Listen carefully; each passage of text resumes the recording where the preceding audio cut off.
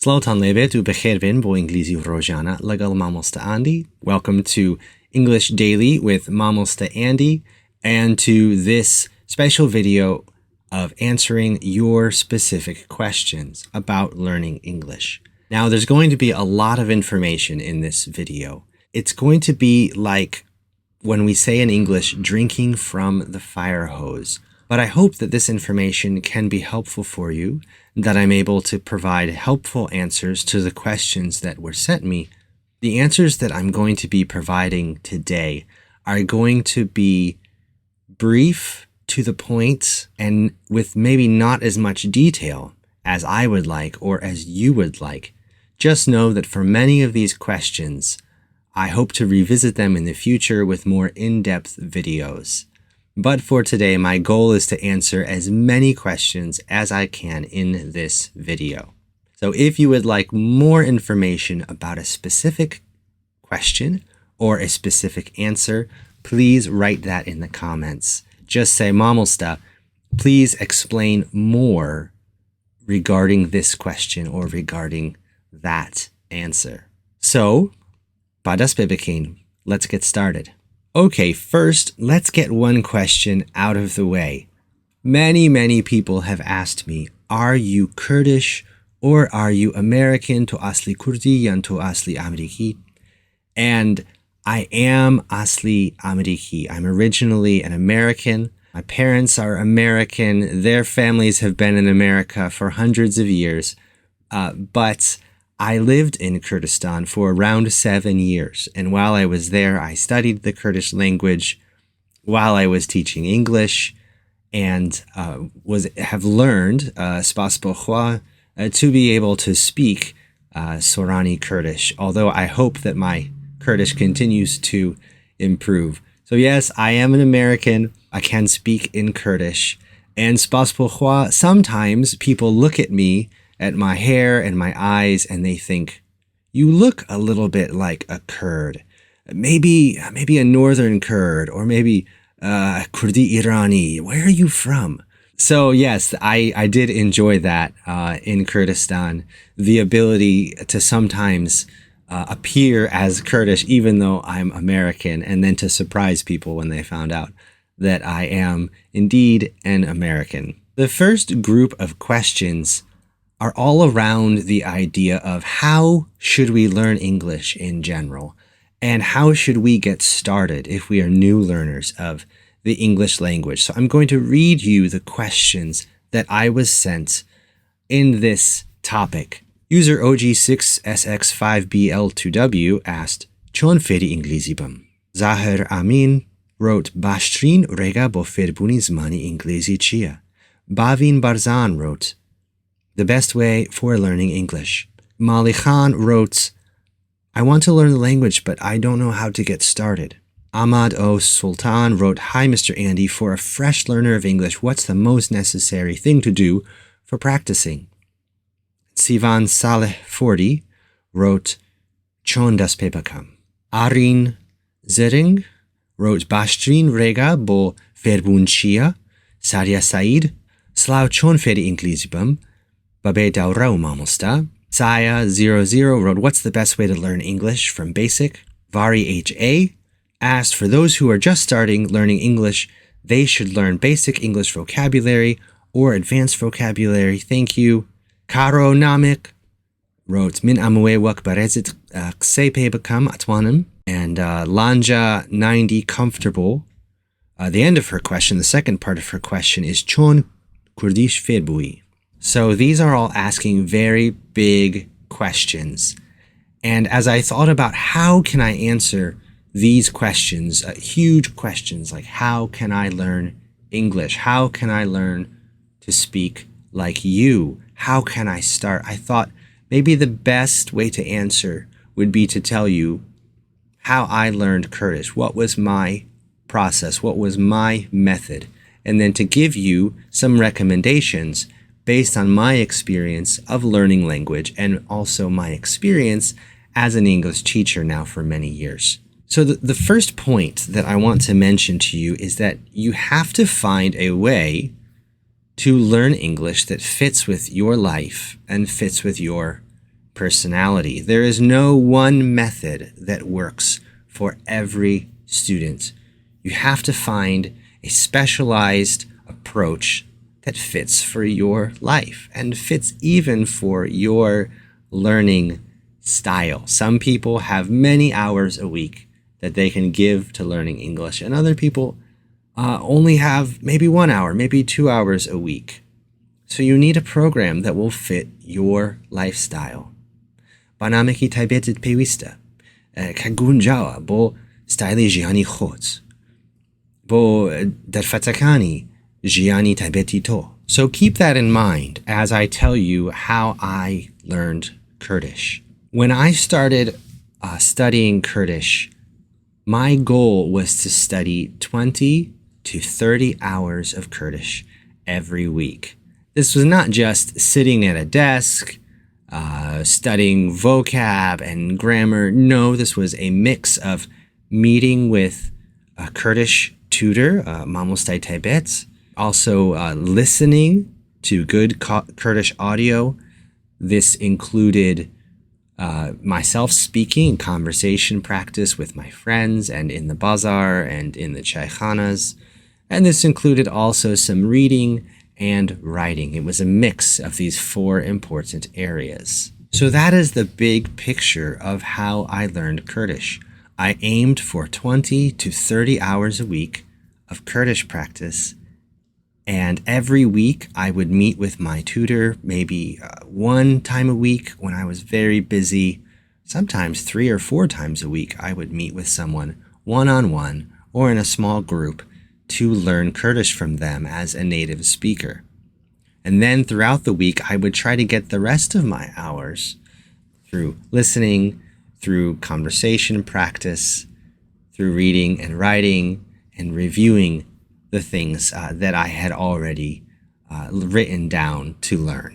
Wherever I would go, I would have a notebook with me, a small notebook in my pocket. And when I heard a phrase that I didn't know, but I wanted to know, I would write it down. And if I was with my Kurdish friends, I would ask them, what does that phrase mean? I was always writing down new words and new phrases so that later I would be able to learn them, to ask about them. And I was always focusing on what is the language that I need? What is the language that I want? What do I need to be able to talk about on a daily basis? What do I want to be talking about on a regular basis? And that helped me to know what should I be focusing on next. And so when you're new in Kurdistan, what do you have to learn? You have to learn how to get a taxi. You have to learn how to buy things in a dukhan. You have to learn how to make introductions and have basic conversation. And so I was focusing on these things. And then as I learned how to have those conversations, I would say, I want to be able to talk about this topic. I love history. So I wanted to learn how to talk about history with my friends. And I love language. So I wanted to learn how can I talk about languages and culture. And you know, if you've seen my videos, I love idioms and pandi peshinan. So I was always asking about these things. So that's a question that I have for you. What is the language that you need? And what is the language that you want? And are you focusing your English study on these areas? Don't focus your English study on parts of the language that you don't need and that you don't want right now. Focus on what you need and what you want, and you will be able to learn this material much better. Find areas of the language that you really enjoy and that are very interesting for you. When you focus on these areas that are enjoyable for you, these areas that are interesting for you, it is amazing how much better your brain will learn this material and will remember it, because there's a strong connection between emotion and memory, and emotion and language learning. So if you're always focusing on parts of English that are boring, you're not going to be able to remember and learn that. You need to focus on the parts that are interesting and fun. And that's a better way for you to learn the language more quickly. To learn another language, you need a plan, you need resources, and you need motivation. You should ask yourself, do I have all three of these things for learning English? Do I have a plan for learning English? Do you have a goal, a certain number of hours every week that you want to use to study English? Why not? Do you have a plan to practice your speaking, your listening, your reading, and your writing? Why not? Or maybe you need resources. Maybe you don't have a good class or a good English tutor, or you don't have the kind of audio or other resources, books that you need. And third, motivation. Motivation is the hardest one. Do you have the desire to keep going in learning language? This is a really hard one to create. We cannot make ourselves want to do something. And this is where, again, it's so important that you focus on those parts of the language that you enjoy and that are interesting for you, because this will help to increase the motivation for learning the language. The next group of questions has to do with finding native speakers to practice with. Daria Osman 111 asks, how can I find an American friend, please? I can understand English well. I really want to speak to improve my English speaking skill, but there is no one to talk to. Dina says, I want to create a friend with Native American person, but I don't know how. Nicht Sliman, not sure if I have that name right, says, where do I find someone to speak with until improve my English language? Okay, so a few points here. First, have you looked into the English centers that might be in your city where there are native speakers who are teachers and tutors? If you are in Slimani, have you looked into the Life Center in Bakhtiari? If you are in Hawler, have you looked into the Hiwa Center in Nusran? If you are in Duhok or even Zaho, I'm aware of some other English centers there that have American teachers. And there are many more than the ones that I have mentioned. But have you looked into their programs? Have you visited them to find out what they offer? This could be a great place to meet native speakers. Secondly, are there other places in your city where native English speakers, where they meet, where they spend time, and where maybe you can meet some and build some friendships? Are there particular restaurants or cafes where you have seen Americans or British people, other native English speakers spending time? Maybe you should spend time there too and see who you can meet.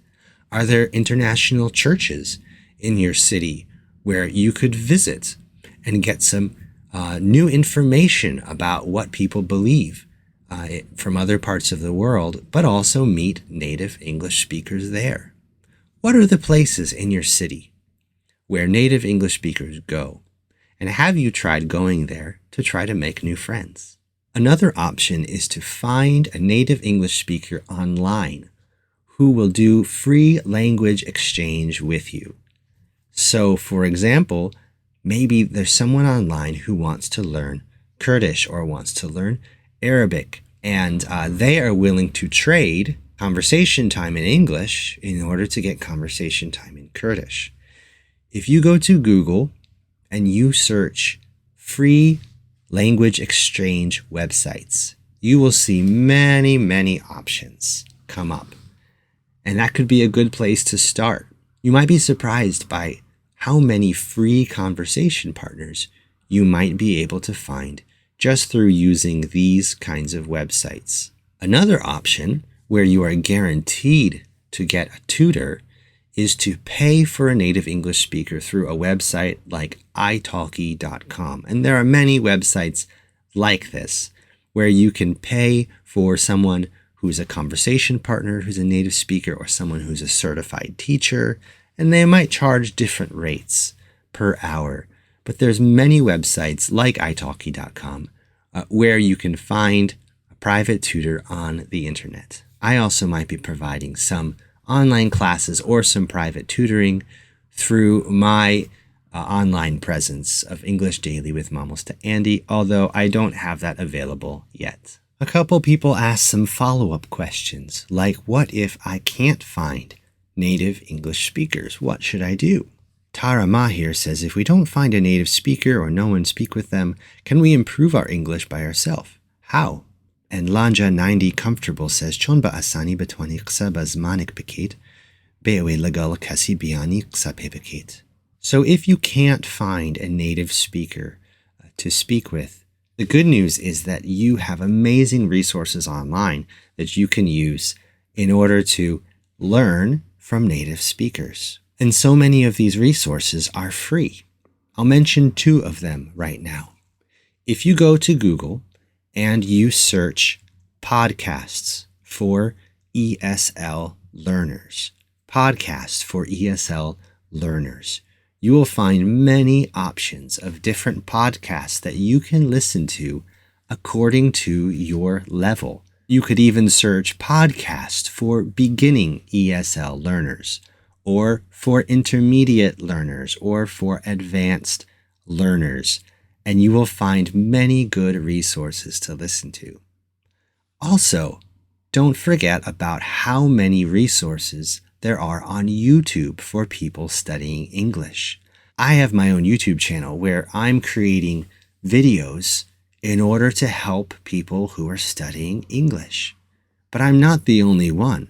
There are thousands of English teachers on YouTube, and some of them have hundreds or thousands of videos. So go to YouTube and search ESL video for beginning learner, ESL video for intermediate learner, or for advanced learner. It's incredible how many resources that you have for free from native speakers, even from professional English teachers. This next question has to do with how long it takes to learn English. Razbar English Trainer says, Slaw Mamosta Andy, bachan manga twanin feri zmani İngilizi bin. This will change according to the person a little bit, but in general, bagishti, we can say that you can reach the intermediate level of English at around 500 hours of study, of practice. And you can reach the advanced level of English at around 1,000 hours of English. So I don't like to tell people how many months or years they need to learn English.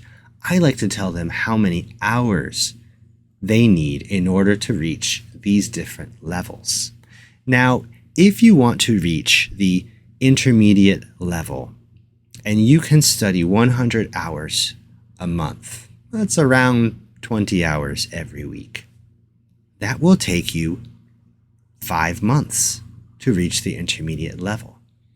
And if you want to reach the advanced level and you can study about 100 hours every month, it will only take you around 10 months to reach the advanced level. Now, this is for students who are very serious in their study. But if you only do 10 or 20 hours a month, then it's going to take you much longer to reach these levels.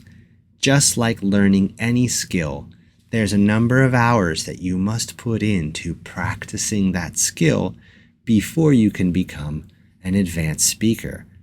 Have you ever heard people say that to be an expert in anything, you need to put in 10,000 hours? I think this is true of languages also. 10,000 hours might take you a very long time, but the good news is you can reach the advanced level way before that, maybe only after 1,000 hours of good study. Next, we have lots of questions about grammar. Dashni Taha says, Grammar meshki mini tekiawa chon betwanam basar grammar dar zalbam. Good question. Rawesh Hiwa Ismail Abdul Wafa says, is learning grammar drills important to learn speaking English? Saman03.k says, Mamosta, so why I'm forgotten words and why my grammar is too bad because I didn't went to school. How to improve it, Mamosta? When I approach the topic of grammar, I like to ask people if their brain is more like a grapevine or more like a pomegranate tree. I meshkid ziyater waku mewe tre yan ziyater waku drakhti hanar. Now, what I mean by this is that around half of language learners, their minds are more like a pomegranate tree, and around half of language learners, their minds are more like a grapevine. For those whose minds are more like a pomegranate tree, in the beginning, their mind will not accept a lot of grammar. They want to speak, they want to learn words and phrases, they want to use the language, and they cannot understand very much grammar. This is like how a pomegranate tree in the beginning can grow on its own. It doesn't need support. But when a pomegranate tree gets larger and it starts growing fruit, the branches get very heavy. And so you need to create some support for the pomegranate tree so the branches don't fall down to the ground with all of those heavy pomegranates. So for people whose minds are like this, they will need grammar. They will need that structure of the language, but not in the beginning. Maybe when they are intermediate learners, and definitely when they are advanced learners, they're going to start needing to know more grammar. Okay, this is one type of learner, but another type of learner needs grammar very early. Their mind is more like a grapevine, which, if you know about grapevines, they need a trellis, they need a cover from the beginning. So they need this structure of the language. They need these grammar rules very early on in their study so they can feel free to learn these phrases, to learn these words, to try sentences because they feel like they have a structure that these things can be supported with. And so you have these two different kinds of learners. So you should ask yourself, when you are studying a language, are you the kind of person who really enjoys learning grammar? Well, then you might have a brain that's more like a grapevine. Or are you the kind of person who really enjoys speaking and you don't like grammar? Well, then your mind is more like a pomegranate tree. You should have different plans for each kind of learner. So, for one of these questions, they said, are grammar drills important? Yes, I do think that things like grammar drills and grammar exercises can be very helpful for teaching our brains the patterns of the language, the way that the language works. But when do you use those grammar drills? Use them when your mind is ready for them, when you can accept them, when you have enough of a basis, if your mind is more like a pomegranate tree. But if you have a mind that is hungry for this structure, if your brain is more like a grapevine, then you need these grammar drills, these grammar exercises much earlier in your study. Another point is that you should be studying grammar that's at the same level as your speaking ability. Study the grammar that you need. If you're just learning basic conversation, you don't need to know how to speak of all of these past subjunctive possibilities. If I would have, could have, should have. You don't need all of that. In the beginning, you just need to learn, how do I talk about the simple present? How do I talk about the simple future? How do I talk about the simple past? And if you study more advanced grammar, your brain won't accept it.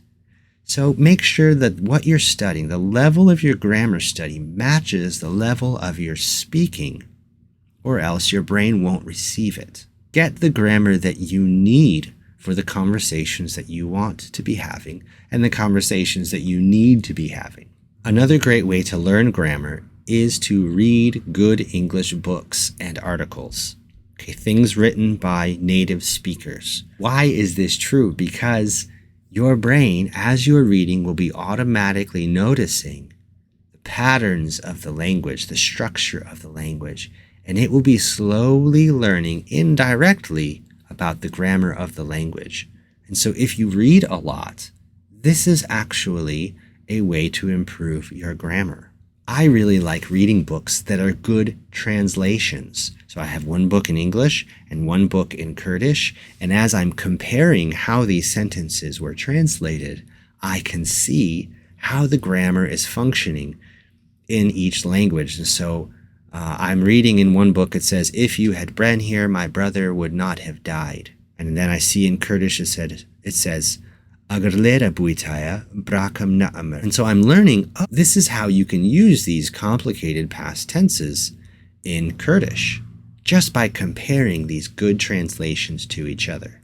Finally, notice those parts of grammar that are the most difficult for you, that you are having the most trouble with. Do spend some extra time trying to focus on these areas. Search for good resources. Ask questions of your teacher specifically in these areas that are difficult for you. There are amazing resources online for free for any aspect of English grammar. Just type it into Google and see what kind of good resources and explanations you can find. The next group of questions are questions about vocabulary. Sumaya says, how to improve my vocabulary in a short period of time. Mohammed Bastoun 17 says, how to improve my vocabulary, please. Rebaz Maman says, how can I develop political words? And Science A1 says, آیا چون بتوانین آستی انگلیزی زانست من برز بخینوا؟ و تا چون بتوانین بابتکی زانستی یا ارتکلی فیزیایی و فیزیشکی بخوینینوا و گرفتمان نبید و لیته بگین. Okay, these are good questions about vocab. I want to introduce you to a simple method about getting vocabulary that I found helpful. This method is called the GLUE method, G-L-U-E. G stands for get what you need. L stands for learn what you get. U stands for use what you learn. And E stands for evaluate what you use. G-L-U-E, get, learn, use, evaluate. This is very similar to some things that I said earlier, but when it comes to vocabulary, the vocabulary that you will remember is the vocabulary that you use. It's very similar to working out, to yari asan. If you don't exercise, you will lose these muscles. For vocabulary, if you don't use the vocabulary, you will lose it. So focus on those areas of vocabulary that you're going to use in your daily life. Get what you need. Now, another problem that I regularly see is that my students don't have a system for collecting vocabulary. They might hear a new word for the first time. They might notice it, but they don't do anything with it. They don't write it down in a notebook. They don't write it down in a note on their phone. They don't record it on a voice message. You need a system for collecting new vocab words. And then you need a system for reviewing those vocab words. How often are you going to sit down and look at the vocabulary words that you have collected? Every day? Once a week? Once a month? You need some kind of system for collecting these words and some kind of system for reviewing them. These systems can be very different according to different people. Some people like to use paper cards, we call them flashcards, where they're memorizing these different words and reviewing them. Other people like to use apps on their phones to review these words. Other people like to write on stickers and put them up around their house, so they're seeing these new vocabulary words even in their home environments. There are many systems, many options for you, but you need a system. If you don't have one, why not? You need to make one. For those who asked about the specific kind of vocabulary, political vocabulary, or science vocabulary, everything that I have said is true for you too. In order to use these words, you have to be in a lifestyle where you will use them. Do you have a job or a hobby, or are you involved in conversations or work where you're going to be using these political words, using these scientific words? If so, then this is a great opportunity for you to learn these specific words. I would suggest that you make use of some new tools like ChatGPT, some AI tools online. You can type in, what are 100 important political terms in the English language? Or what are 100 important scientific terms in the English language? And ChatGPT will give you back 100 options. And then you can say, can you give me 100 more? There are great ways for you to find the most important academic or scientific or political words in English so that you have a foundation that you can build on when you find new words that you don't know. The next group of questions is about forgetting vocabulary when speaking. Tara Mahir, the second part of her question, says, I forget the vocabulary. Daban Sabah says, I forget main word while I want to speak with someone. What should I have to do? Bawar Nasi says, hello, teacher. My problem is about lacking of words during conversation. I can speak English, but not perfectly. I don't have pronunciation. So what should I do to solve this problem? Salman03.k says, Mamusta, so why I'm forgotten words.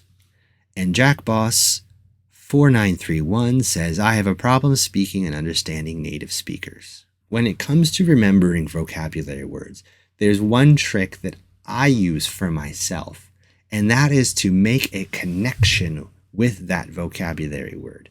The stranger or the more surprising the connection, the better, because it will be easier to remember. So for example, let's say you want to remember the word business. Business, and when conversation, you just can't remember that word. Well, what is business close to in Kurdish? What does it sound like? It sounds like bizin. Bizin, and in English, S is sometimes an ending for a woman, like a waitress or a stewardess. So you could remember business to say, it's like a goat woman, a woman who sells goats. That's a kind of bazargani, right? It's a kind of business. This connection is not real, but you made a connection in your mind, a memory tool, so that you will be able to remember this word. For all of the words that you are struggling to remember in conversation, try to make this kind of connection. Connect them to a very strange or a very funny picture or word or idea, and your brain is going to remember them better. This is because our brain uses these connections for memory all the time. And so the more connections you can have to a word, the more easy it is to remember it and not forget it. This includes connections to other related words in the language. Many words are connected to other words. For example, responsible and responsibility and ability. All three of these words are connected. And so you can use these connections to remember them. Another strategy that is important to learn is what's called circumlocution. This is when you can't remember the word, but you use the language that you can remember to talk around that word, to describe it. Even if you can't remember the specific word, you can still describe that idea or that thing with the language that you do know. This is a very important skill, especially for advanced speakers to be able to develop. Maybe you're forgetting words because you're getting nervous in a conversation.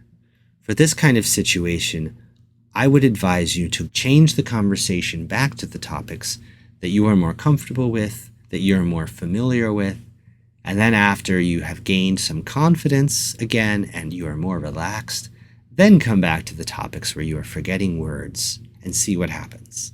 If you're just struggling with understanding native speakers and speaking to them clearly, then you just need more time in this kind of environment. But you need time using your language and talking to somebody who is using English that is appropriate, that's gunjao, for your level, bo asti khod. This is very important. But if you have that, then you just need to give it more time. And with enough time, you will see your understanding of native speakers will increase. The next group of questions has to do with fear of speaking. Mushab Abdulkhani says, my general question is that how can we psychologically control ourselves about learning English in order to avoid hesitation? Sumaya Aras says, Chishtek bikret basha kalakatik sakardin sharamnaketle. Linda Rizgar 1 says, what are effective strategies to conquer feelings of shame and fear when speaking English? And Basoz Faraj says, still, I am afraid of speaking. My first advice would be for you to prepare some topics that you are comfortable and confident talking about, and to start your conversations with those topics. Focus on those areas of the language where you are more comfortable, and then slowly and carefully move into new topics that you might be less comfortable with. For example, when other Americans were learning Kurdish and they were discouraged and felt like they weren't making any progress, we would tell them to take a taxi ride. Why? Why should they take a taxi ride? In a taxi, you maybe have 5 or 10 minutes to talk with the driver, and the conversation is going to be one you are very familiar with. The taxi driver is going to ask you things like Choni, Bashi, Khalki Chue, Nawet Chia, Chenika Lerit, Ishi Chia. These are very basic conversations, and you might finish that 5-minute conversation with the taxi, Se Khwa Hafiz, and he says, Mashallah, Kurdi ka zor basha. Really, that's just a conversation that you're familiar with. The taxi driver doesn't know you used up all of the Kurdish that you have. That's an example of a conversation that you are comfortable with. So how can you prepare some conversations that will build your confidence? Conversations that you will feel comfortable with. The second piece of advice is to learn a few things that are very advanced in that language that you enjoy. For example, I really enjoy Pandi Peshinani Kurdi. So I would learn these proverbs, and then sometimes I would be in a conversation with someone and my Kurdish was struggling. I felt like I was stuck. I would start to get nervous. But if I had a chance to use one of these Pandi Peshinan, if I could say Chambe Chakal Nabe or Bataru Shikbekwa Mesutena, they would be so amazed and so encouraging. They would say, wow, your Kurdish is great. And then I would get some confidence and the fear and anxiety I was feeling would go away. So maybe there are some areas of English, some things that are more advanced that you can learn, and you can strategically use these things in your conversations in order to get you some space, some room in the conversation to relax and to return back to those parts of the language that you are more comfortable with. Another good idea is to practice with a tutor that you are comfortable with. Make sure that you have someone who is ahead of you in English or who is a native speaker that you are very comfortable meeting with and you're comfortable making mistakes in front of. As you feel safe using the language with this person, you will learn to feel safe using the language with others also. Do you have someone that you feel safe with, practicing English and making English mistakes? Also notice the negative messages that you might be hearing inside of your head. You might hear things like, you're never going to learn English. You're such a bad English speaker. You're a terrible student. You're not smart. You're not as smart as that person. Sometimes these negative messages can be going in the back of our mind all the time, and we don't notice them. And they are contributing to our fear and our anxiety and to our feeling shy when we want to speak English with others. Notice these messages, pay attention to them, and learn how to respond to them. Learn how to answer them with things that are true. For example, I am a beginner in English, and so it's normal and it's good for me to make 10,000 mistakes. Or respond with things that are true, like, I have a good mind, and for people with good minds, it takes a few years to get really good at English. So I'm going to give myself some grace and some time and not listen to the judgments in my head. But notice those negative voices and learn how to respond to them, how to correct them with something that is true and encouraging. Finally, learn to laugh at yourself and learn to laugh at your mistakes. When we learn to laugh at our mistakes, when we learn that our mistakes are good and an important part of language learning, we become less afraid of making them. Why are you so afraid of making mistakes? What's the reason? Is it because you're afraid of being embarrassed or afraid of being ashamed? Remind yourself that mistakes are not only very helpful for learning, sometimes they are lots of fun. So practice telling your friends the funniest mistakes that you've made as an English student. Tell them the things that you said that were so embarrassing. As you learn to laugh at yourself, you'll become less afraid of making mistakes in front of others. One time when I was brand new in Kurdistan, I went to Ujir Perdika in Zmani, the place where they sell many different kinds of animals. and I saw that they were selling a monkey there. Now, I had learned that in Kurdish, the way you say, where is it from, is khalki chwe. So I didn't know that that actually means, where are his people? Not literally, where is he from? So I wanted to know, where did the monkey come from? And so I asked the guy, Meymunaka khalki kwe. And he looked at me very confused. And I kept asking, Meymunaka khalki kwe. I said, I know monkey, Meymun. I know, where is it from? Khalki kwe. Why is my question not communicating? So I kept asking, Meymunaka khalki kwe. So eventually the guy, he looked very confused, like he did not know what to do with me. He looked at the monkey, he looked at me, and he just said, Surya? So from this story, from this mistake, I learned a very important lesson, that khalki kwe doesn't mean exactly where are you from, it means where are your people from. And so you can't use it for a monkey, only for people. The next kinds of questions are about pronunciation. Ali says we need the sounds and how to pronounce the words. Ahmed Isthaimat says how to get better at pronunciations. Bauer Nasi, at the end of his question, says, I don't have pronunciation, so what should I do to solve this problem? The best way to improve your pronunciation is to listen carefully to native speakers and to do everything that you can to copy the sounds that they're making with your mouth. Practice trying to sound just like them, but this is going to take time, and especially for sounds in English that you don't have in your language, like the American R, this might be very difficult. It might take a long time. That's normal. It's okay. Practice those sounds that are the most difficult for you. If you have friends who are native speakers, ask them to correct your pronunciation when you make a mistake. Pay attention especially to the vowels in the language you're learning, to English vowels, because usually people ignore the sounds of the vowels when the sounds of the vowels are some of the most important differences between one accent and another, between native speaker pronunciation and foreign speaker pronunciation. What do they do with their vowels? Are they short? Are they stretched? Are they stressed? Are they unstressed? Pay attention to the vowels to get better pronunciation.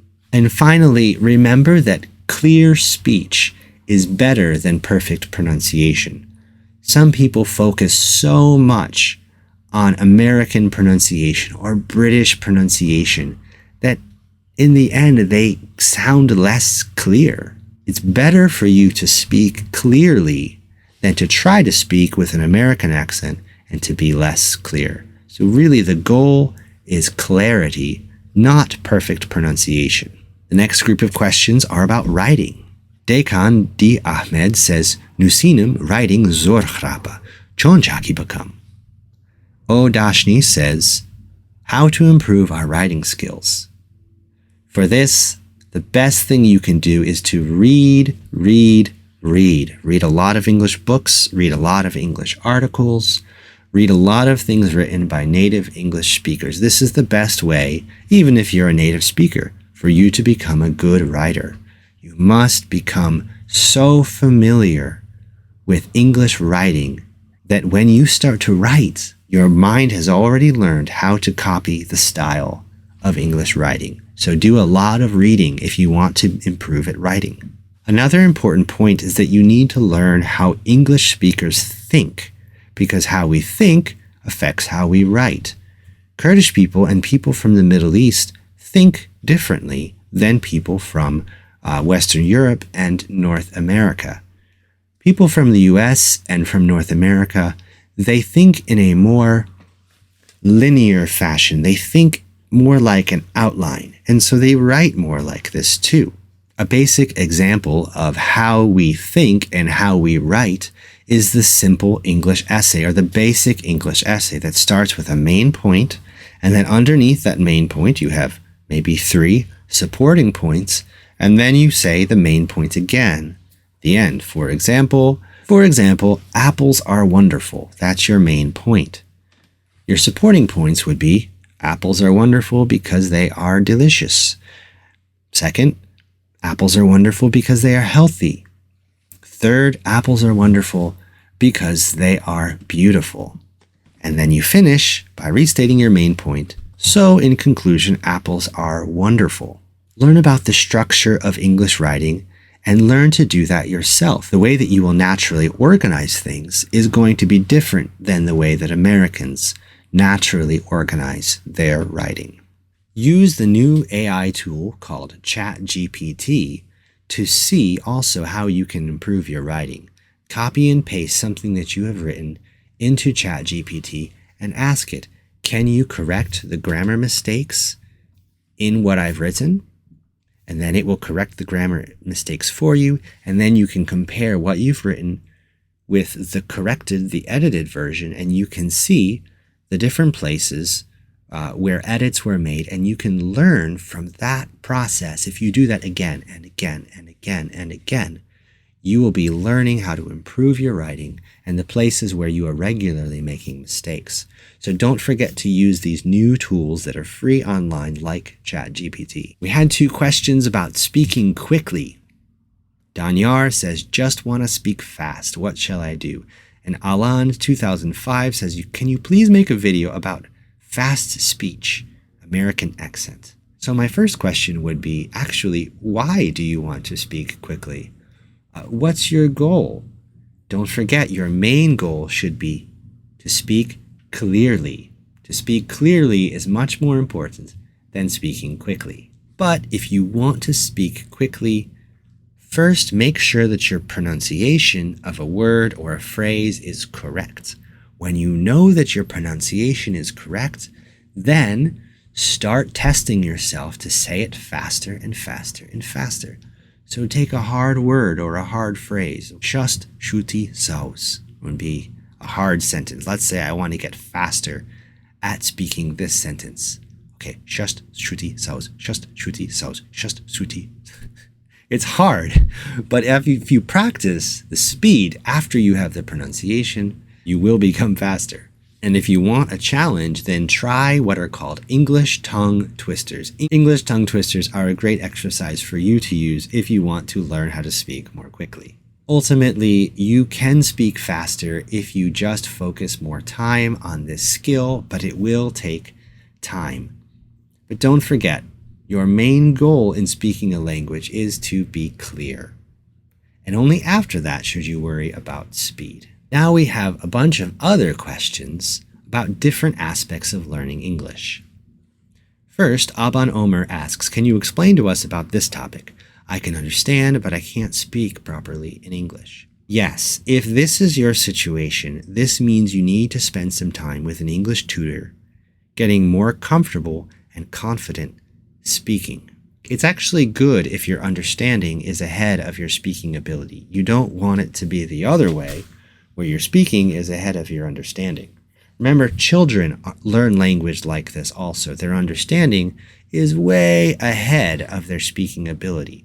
So it's not a problem if your speaking ability is behind your understanding.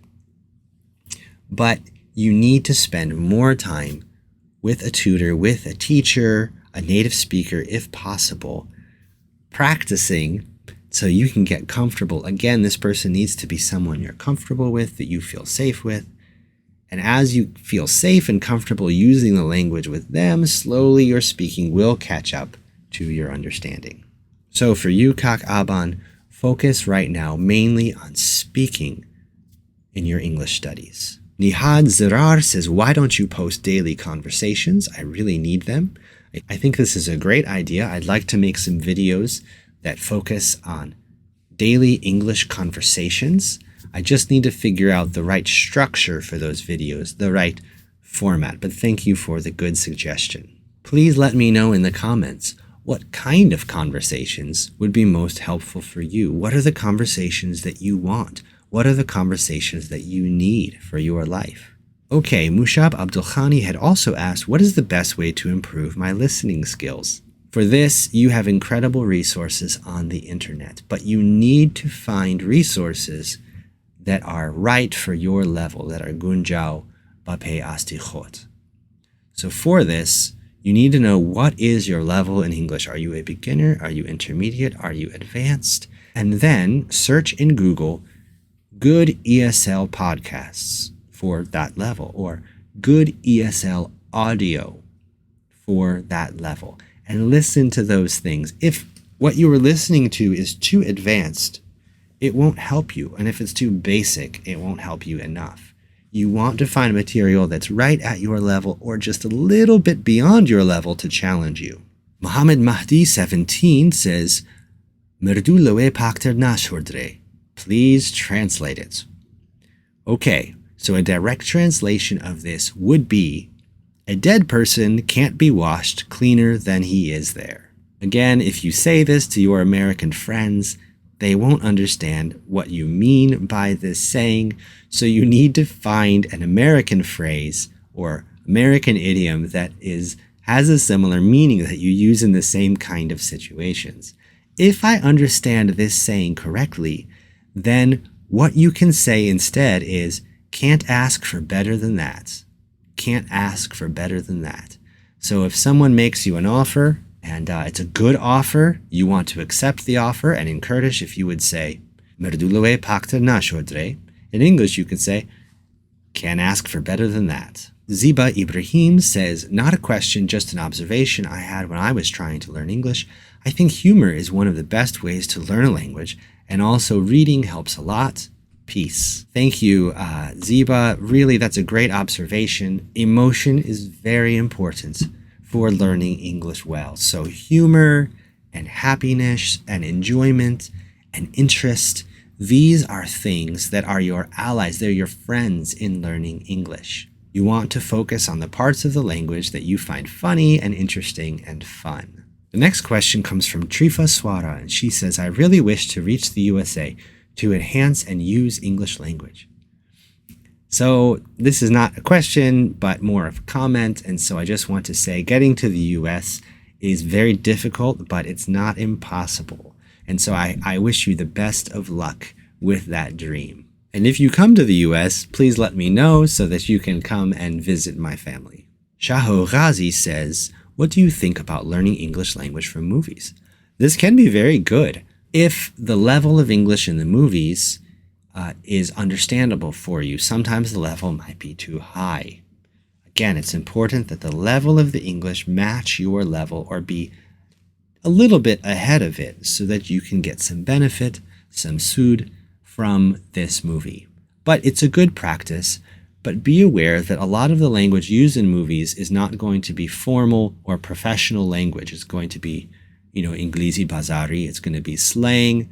And they're going to use even a lot of curse words or swear words that you don't want to use in professional situations or informal situations. 2, he asks, if you have a chance to live in Kurdistan in the future, which city would you choose? Oh, I don't know. Actually, I've lived in Erbil and I've lived in Suli, and I really love both cities. Honestly, if I come back to Kurdistan, I would love to live in a village. Maybe a village up in a mountain area near Choman or Halsho or Sharbajir or Hauraman. Maybe somewhere like that. Somewhere in nature would be really fun. Staish Kh Hussein says, Sard Bunawa. So if your problem is Sard Bunawa, you've lost your motivation, you've lost your energy for English, then my first advice would be take a break. Step away from your English study for a week, for a month. Actually, taking breaks is very important for learning a language. For every 5 weeks of study, maybe you should consider taking 1 week off. If you study hard for 2 or 3 months, take 2 weeks off. It's amazing the good effects that happen to your brain when you step away from a language for a short period and then come back to it. Your brain needs that time to process and refresh what you have learned. And so make sure that you're giving your brain breaks and a chance to rest and a chance to process all of the language that you have learned so far. Second, as I've said already, focus on the parts of the language that are fun and interesting for you, and not on the parts of the language that you find boring or uninteresting. Third, I would say try to make friends who are English speakers. Humans love connection. Connection with other humans is one of the strongest motivations that we have. And so if you have a friend, then you will have a very strong motivation for learning English because you want to connect and communicate with them. So focus on friendships, and that might be a great way to get your motivation back for learning English. Shadia Othman 14 says, how to increase my level from B2 to C1, please and thank you.